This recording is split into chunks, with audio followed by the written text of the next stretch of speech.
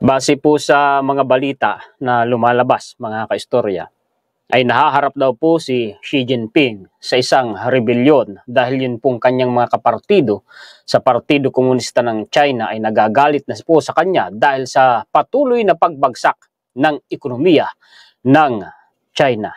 At may kinalaman din sa China, mga kaistorya, ang China ngayon ay nakikilala na sa tawag na zombie city or ghost city. Ano po, mga kaistorya? Kung makikita ninyo, marami po diyang mga mansions, mga high-rise buildings, dyan po sa video na yan na ipinapakita ko sa inyo. Araw na araw, pero walang katao-tao. Aba, bakit ganyan ang nangyayari sa China? Sabi ko nga po sa inyo, mga kaistorya, ang pagbagsak ng China ay kakaiba. Kakaiba ang nangyayari po sa China. Makikita ninyo, loob mismo ng buildings, wala man lang. Parang haunted na nga, mga kaistorya yung loob mismo ng buildings. Ano? At makikita nyo pa dyan, ayan ang gaganda ng porma ng mga bahay, ng mga buildings, pero walang tao. Bakit? Anong nangyayari? Kung matatandaan din ninyo, mga kaistorya, noon pa man, pagkatapos ng pandemic, mismong mga mamamayang Chinese na ayaw kay Xi Jinping, galit na sa kanya. May sumabog pa nga noon, mga kaistorya, na protesta ng maraming mga sibilyan na nananawagan na patalsikin na si Xi Jinping sa kanyang pwesto. Na kontrol lamang dahil po hawak pa rin siyempre ni Xi Jinping ang militar. Ngayon, sa kanya mismong partido, mga kaistorya, dalawang kampo umano, nagagalit na po sa kanya. Lalo na, patuloy na nawawala ng tiwala ang mga foreign investors sa kanila. Magpakita po ako sa inyo, mga kaistorya, ng akin pong referensya. Ito na po, palakihin ko. Paki-share po at paki-like, mga kaistorya, para malaman ng atin pong mga kababayan ang mga pangyayari, mga impormasyon na ibabahagi ko po sa inyo. Palakihin ko ito. Tingnan po ninyo ito, mga kaistorya. Ito mismo, first post po ito ay ng India. Mainstream media po nila yan. Yung makikita niyo yung title dyan, Xi Jinping, the Reformer, faces a rebellion. Kung hindi ako nagkakamali, pag binaba ko pa, mapapansin ninyo itong title, Xi Jinping faces rebellion as Chinese economy weakens. Tapos po, may sinasabi dito na a revolt against Chinese leader Xi Jinping unfolded. Diba, mga kaistorya? Dahil daw po sa patuloy na humihina, bumabagsak na ekonomiya nila, kaya nahaharap umano si Xi Jinping sa isang rebellion. Mabigat ito dahil mismong galing sa kanyang partido yung mga nagagalit sa kanya. Actually, may video clip ako dito ng balita na yan. Mga kaistorya, ipapanood ko nga sa inyo. Buksan ko muna po dito. Anong sabi? I-play ko nga.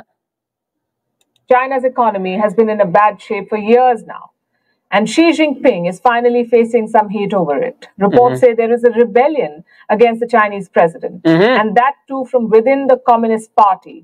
That too from within the Communist Party. Mismong sa Partido Komunista, partido ni Xi Jinping, dahil iisa lang naman partido sa China, mismong sa Partido Komunista, nagmumula yung bulung-bulungan na rebellion. Tuloy. Two influential camps. Dalawang maimpluwensyang kampo diyan sa Partido Komunista. Galit na po kay Xi Jinping. Angry with Xi Jinping. Ulitin ko para marinig ninyong maayos. Angry with Xi Jinping. There was a showdown in July. It happened during the third plenum. And this summer, his critics forced his hand. Does that mean that his grip on power is weakening?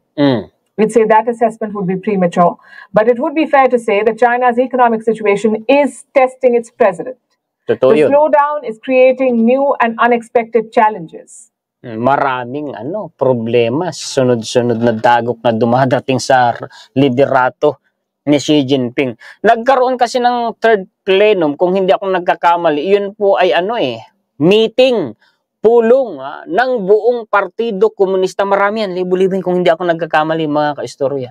Doon mismo lumabas yung dalawang kampo na nagagalit na kay Xi Jinping. Meron umano doon dalawang partido o dalawang kampo diyan sa Partido Komunista na yan. Kumbaga yung una, yun yung mga retirado na mga seniors, seniority. At pangalawa, yung bagong henerasyon naman ng mga politiko sa Partido Komunista.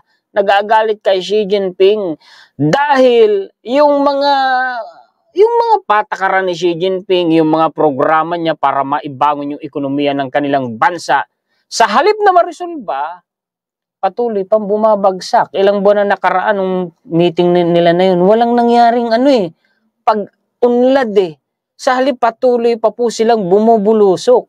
Kaya nagagalit, kini-question mga kaistorya, yung kakayahan ni Xi Jinping na manguna sa bansang China para ibangon yung ekonomiya nila. Ang masaklap dito, ginawan ko din yan ng dedicated content.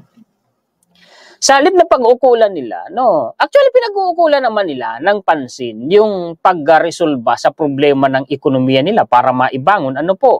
Kaya lang, mas pinag-uukulan po nila ng malaking atensyon at mas malaking pundo yung pagpapalakas ng militar nila.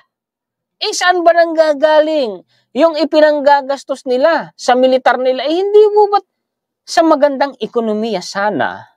Yun ang mali Hindi nila nakikita yung mali nila. Hindi sila nagigising Kaya nga sabi ko, malamang sa malamang kako ang mangyayari, itong pambubuli na ito ni China dyan sa West Philippine Sea, yung plano nilang kontrolin ang buong South China Sea, baka yan ang magpabagsak sa kanila dahil kukuyugin sila dyan ng maraming bansa. Totoo yung sinabi ng Navy natin.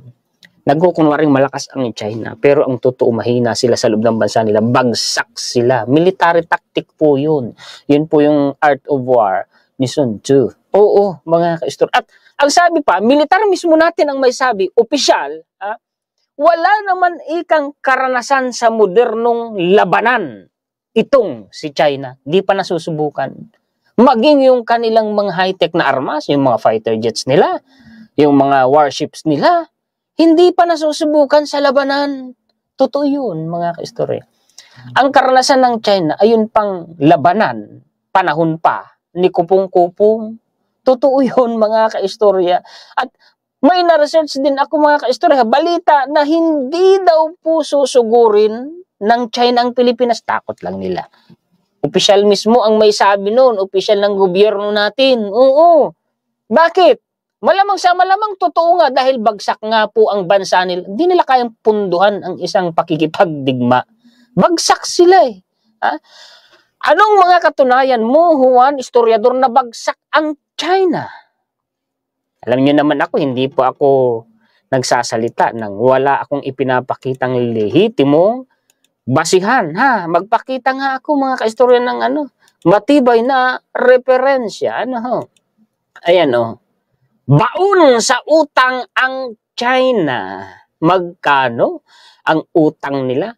$13 trillion lang naman at itinulad pa sa isang bomba na biglang sasabog. Ayan mga kaistorya. Kung i-convert mo yung $13 trillion na yan, magkano ang halaga niyan sa palitan ng peso kontra dolyar ngayon? Kung hindi ako nagkakamali, humigit kumulang 730 trillion pesos ang utang ng China. Sabi nila maunlad na bansa ang China. Sabi nila malakas na bansa ang China. Kasinungalingan. Panatiko ang nagsasabi niyan. Hindi niya makita o baka ayaw niya lang tanggapin yung katotohanan. Dahil ito ang totoo. Bumabagsak ang China, baon pa sa utang. Isipin ba naman ninyong 730 trillion pesos lang naman, as in letter T, trillion. Kung i-convert mo sa peso natin, napakalaki niyan, mga kaistorya. Lublub ang China. O asan yung mga pro-China dyan? Sabihin nyo na naman, fake news ako, sinungaling ito.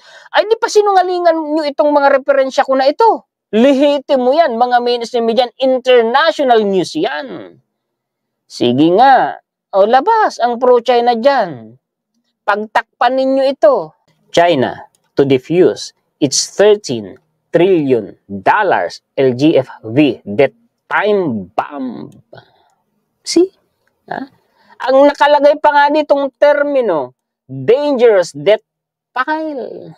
Patong-patong yung utang nila, delikado na ika. Yung third plenum na binabanggit kanina, yan yun. Nag-meeting sila dyan. Pinag-usapan nila dyan kung paano re-resolbahin yung bagsak na ekonomiya ng bansa nila. Tanong, na-resolba ba? May positibo bang resulta? Wala. Tingnan ninyo ito. At issues is the explosion of local government financing vehicles in recent years, such that the vast majority of it, the balance sheet kind, now almost rivals China's annual gross domestic product. Anong ibig sabihin nun? Yung kita, kabuang kita, sa madaling salita na, madaling paliwanag, kabuang kinikita ng kanilang bansa, halos tapatan na nun yung kanilang utang. Kala ninyo, walang utang ang China, no? Pero ang totoo, baon pala sa utang. $13 trillion. In Philippine peso, it could be 730 trillion pesos lang naman. Grabe. Ganun pala kalaki ang utang ng China. Tingnan pa ninyo ito. Mainstream media ito, Trillions in hidden debt drove China's growth. Now, it threatens its future. Nasasapanganib na umano ng malaking utang ng China yung kinabukasan ng kanilang bansa. Tingnan ninyo yung mga terminong ginagamit, di ba? Ito pa. China has wasted $6.8 trillion in investment, warn Beijing researchers. Isa sa nagpabaon sa utang nila. Isa sa nagpabagsak sa kanila. Nagsayang po sila ng $6.8 trillion sa mga investment. Yan yung mga infrastructures. Makikita ninyo dyan mamaya, mga kaistorya. Nagpatayo, no? Alam niyo yung ghost cities sa kanila? Yun yung tinatawag na zombie cities. May mga tinatawag pa sa kanilang zombie factories. Mga nagsara na Wala nang tao, deadball na yung mga factories at yung mga syudad. Wala nang buhay, kumbaga. Isipin po ninyo, nasa 50 million apartment units sa China, hindi nabibenta, walang tao. Grabe. Mag-aksaya ka ng ganyan, tapos hindi bumalik, hindi ka tumubo, hindi ka kumita, lugi ka pa nga. Ano nyo na yung mga terminong ginagamit ng mainstream mga kaistorya? Ayun, isa sa ghost city po nila. Ghost cities lined with empty apartment blocks, abandoned highways, walang tao, walang sasakyan yung mga highway, and mothballed steel mills sprawl across China's landscape. Tingnan ninyo kung gaano kalaki yung sinayang po nilang pera simula 2009. Pasakali pa lang itong mga pinapakita ko sa inyo. Hindi pa po ito yung pinakakatawan. Crisis looms. The challenges facing China's banks and their global implications. Naku po, hindi lang, pati pala mga bangko sa kanila bagsak.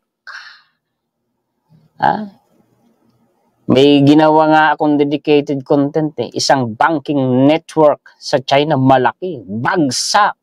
Ginawan ko rin ng dedicated content. Yung mga depositors, mga mayayaman sa China, hindi po nila ma-withdraw ng lahat yung kanilang pera. Kakarampot lang yung nakukuha nila. Bakit? Pinipigilan ng gobyerno ng China, sinisensor yung pag-withdraw. Pera mo, milyon-milyon. Nasa bangko, ayaw ng gobyerno ipa-withdraw sa'yo. Magpapaalam ka pa sa kanila. Pera mo yun. Anong pakialam ng gobyerno nun kung tutuusin? Dito sa Pilipinas, hindi pwede yung ganun. Mag-withdraw ka sa kanila ng pera, magpapaalam ka pa sa gobyerno nila, pipila ka pa. Pag pinayagan ka pa, bibigyan ka lang ng kota kung magkano lang yung pera na pwede mong i-withdraw. Ito pa. Dahil sa bagsak na ekonomiya ng China, bagsak na sistema ng mga bangko, yung mga bilyonaryo sa China at mga foreign investors lumalaya sa China, dala ang kanilang bilyon-bilyong pera. Di anong mangyayari sa China, mga ka-istor? Ginawan ko din yun ang dedicated content sa mga sumusubaybay sa inyong lingkod. Totoo, nasa krisis po ang China, mga ka-istor. Kaya huwag kayong matakot sa kanila na tayo binubuli ng mga yan. Naku, maliit na bansa ang Pilipinas pero hindi nila kayang durugin. Kung pagkukumparahin mo ang ekonomiya, maganda ang pag-angat ng ekonomiya ng Pilipinas ngayon kaysa sa China. Bagsak sila. Hindi po sila sumusulong. Basahin natin ito ng A banking crisis in China has the potential to disrupt global financial markets. Apektado ang buong mundo. Problema ng isang bansa. Na siyempre may supply chains yan, may financial markets na tinatawag dyan, mga ka-istorya. Ito pa, China zombie factories in unborn cities. Yan na, yung nasa title and thumbnail natin. Yan na, yung sinasabi ko sa inyo kanina. In just a few years, the world's second biggest economy has undergone rapid change, leaving an eerie legacy across the landscape.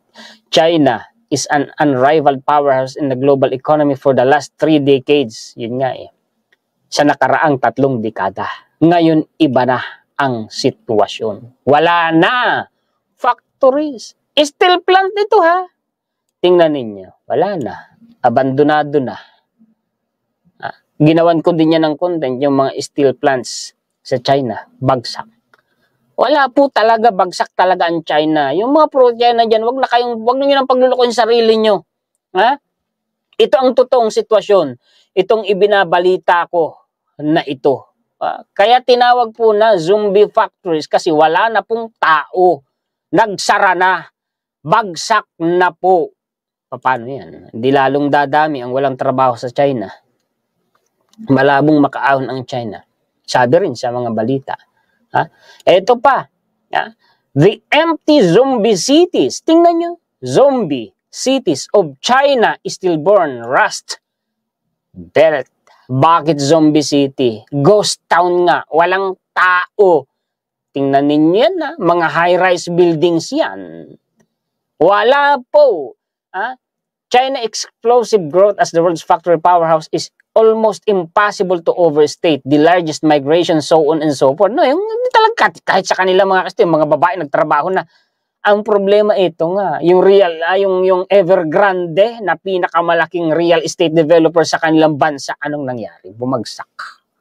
At ang masaklap doon, yung ipinagpapatayo pala nila ng mga high-rise buildings, inutang din nila, niloan nila, ay biglang nag-pandemic. Ano ngayon ang nangyari? Walang bumili. Ano ngayon ang nangyari doon sa developer? Lugi. Bagsak. Ngayon, sinong naapektuhan? Mga mamamayan, yung mga developers, at ang gobyerno ng China. Kawaw. Hanggang ngayon, yung buntot ng pagbagsak ng Evergrande, ramdam ng China. Hanggang ngayon. Oo, mga kastorya.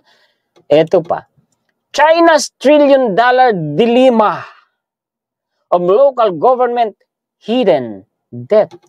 Bangga talaga sa utang ang China. Magkano ang utang ng China? $13 trillion. Hindi lang isang referensya ang ginagamit ko para patunayan sa inyong totoo. Itong mga ibinabalita ko. Ito pa, Asia Financial. China's $13 trillion provincial debt crisis threatens to spill over. Ano ba yan? Yung title na yan. Kumbaga sa lalagyan, yung $13 trillion, laki-laki ng utang, aapaw pa raw po. Naku po! Ano na? Ha? Tuloy. Basahin natin dito. Beijing is bidding to avert a $13 trillion provincial debt crisis that threatens to spill over into its wider economy, with at least 10 of its regional governments thought to be staring into the financial abyss. Tingnan nyo naman yung mga terminong ginagamit. Nakakatawag talaga ng pansin. Ano ho? Tuloy, ito pa. Ha? Ito na yung ghost cities nila, yung zombie cities, yung binabanggit ko sa inyo kanina. Ano ba itong referensya ko na ito? Michael Megarit, kung tama yung pronunciation ko. China's 50 million vacant apartments. Magkano ang halaga ng isang apartment? Ha? I-total mo sa 50 million. Magkano yan? China's housing market with an estimated 50 million vacant apartments serve as a testament to both rapid economic growth and its accompanying challenges. Rapid growth, ibig sabihin, mabilis yung pag-angat nila, no? Mabilis yung pag-unlad, mabilis din yung pagbagsak. Yun, mga kaistorya eh. Sabi naman dito, cities lost in limbo. Are China's ghost cities here to stay? Yan. Pare-pare, 50 million units and growing. Wala pong tao. Eto pa. Yan yung mga building. Tingnan ninyo. Yung iba nga, ginigiba na, dinidemolish na eh. China's 50 million vacant apartments in its economic implication. So, totoo. Kasi hindi lang isang referensya ang pinapakita ko. Eto pa. Tingnan niyo ito yung nasa tingnan niyo ito, pinakita mga mansion gaano karaming mansion yan. Sayang walang tao. European style pa. China's ghost cities, the story behind the country's many ghost towns of abandoned mansions. Abandonado yung mga mansions sa China. Sayang Isang kwarto lang dyan eh. Napakaswerte mo na yung magkaroon ka lang ng isang kwarto dyan sa isang mansion dyan eh. Tingnan niyo kung gaano karaming mansion po yan. Abandoned mansion daw po yan sa China. Diba? Tuloy, ito pa. Pati railway ba naman? Pati tren sa kanila, abandonado? Grabe naman na to. Ghost railway stations prompt questions on China's rapid expansion of high-speed network. Tingnan niyo, mga bago po yan pero dinikomisyon. Ano naman kasi? There are 26 decommissioned high-speed stations scattered across China. Dami niyan. 26 daw eh. Abandoned due to their remote locations and low passenger volume. Mga bago po yan Magtataka ka, bakit po yan, mga kaistorya, dinikomisyon. Itinigil yung operasyon. Hindi na pinaandar. Bagong-bago. Bakit? Wala naman sumasakay, kakarampot. Ayun, abandonado. Tingnan ninyo. Yan lang ba ang abandonado sa China? Hindi po. Meron pa, mga kaistorya. Ito pa, Why China has hundreds of empty ghost museums? Aba, si Forbes ito pati pala museum sa China. Daan-daan daw pong museum sa China. Empty. Walang laman. O di ano yun? Ghost museum din. Abandonado rin. Diba, mga kaistorya? Sabi ko sa inyo may lumitaw ba diyang probinsya? Bakit wala? Bakit wala? Hindi nila kayang pasinungalingan to eh. Sa susunod po ulit, salamat sa inyong lahat. Salamat higit sa lahat sa atin pong Panginoon. Muli ako po, si Juan Historiador, ang tagakwento ng totoong istorya ng kasaysayan na nagmamalasakit sa kapwa ko Pilipino at nagmamahal sa bayang ito, ang bansang Pilipinas.